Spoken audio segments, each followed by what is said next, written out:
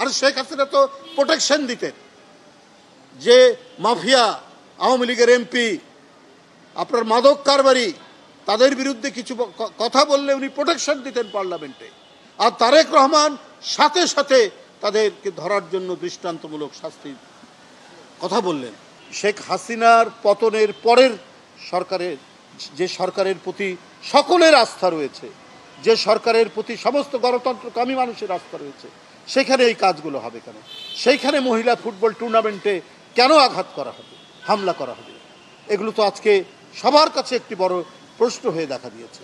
বন্ধুরা আমার, আপনারা দেখেছেন যে মিটফোর্ডের সামনে একটি দুঃখজনক হৃদয় বিদারক ঘটনা ঘটছে। যে কোনো দেশের ঘটনায় আমরা ইতিপূর্বে দেখেছি যে সরকারকে সবাই বলে, সব রাজনৈতিক দল সরকারকে কথা বলে। একই সময়ে খুলনাতে একজন ছেলে, বিএনপির একজন ছেলে মাহবুব, তাকে গুলি করে তার পায়ের রগ কেটে দেওয়া হলো। আপনার চাঁদপুরে একজন ইমামকে ছুরিকাঘাত করা হলো হত্যার উদ্দেশ্যে, হত্যা প্রচেষ্টা না।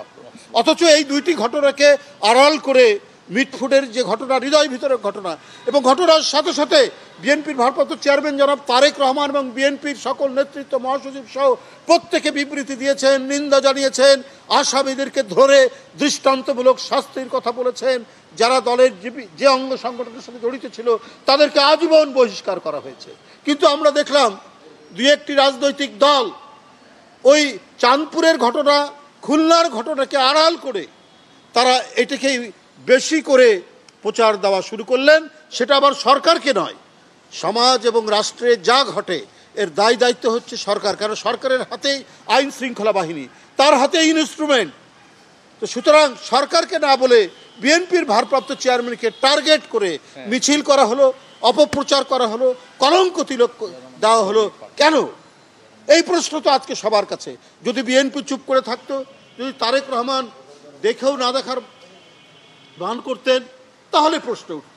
কিন্তু যার নির্দেশের সাথে সাথে আজীবন বহিষ্কার করা হলো এই হৃদয় ঘটনার যে কয়জন জড়িত ছিল, এবং পুলিশকে বলা হলো যারা দায়ী তারা যে যেখানেই থাকুক ধরে নিয়ে এসে আপনার শাস্তির ব্যবস্থা করা হবে। আর শেখ হাসিনা তো প্রোটেকশন দিতেন, যে মাফিয়া আওয়ামী লীগের এমপি আপনার মাদক কারবারি তাদের বিরুদ্ধে কিছু কথা বললে উনি প্রোটেকশন দিতেন পার্লামেন্টে।